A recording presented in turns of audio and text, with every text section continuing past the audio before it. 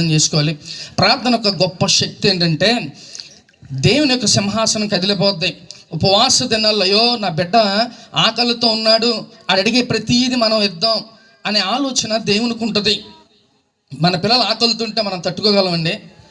ఏది చేసినా మన పిల్లలకి మనం పెడతాం కంపల్సరిగా.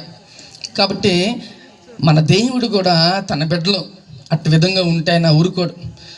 విరిగి నలిగిన హృదయం ఆయనకి ఇష్టం, బాగా ఇష్టం. కాబట్టి ఎక్కువగా ఉపవాసాలు ఉండాలి. మన కుటుంబం గురించి, మన సంఘాల గురించి, మన సంఘ బిడ్డల గురించి మనం ఉపవాసాల్లో ఉండాలి. హల్లెలూయా. ఉపవాసం ఉన్నప్పుడు ఇట్టి రీతిగా కొంతమంది ఎలా ఉంటారంటే డేలా అయిపోయి ప్రతి ఒక్కటి చెప్పుకోవడం, ఏంటో అట్టన్నావు అంటే ఉపవాసాలు ఉంటున్నామండి.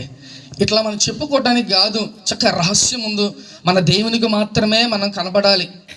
చక్కగా ఉపవాసం ఉండి కన్నీరు కార్చి మనం ప్రార్థన చేసేది.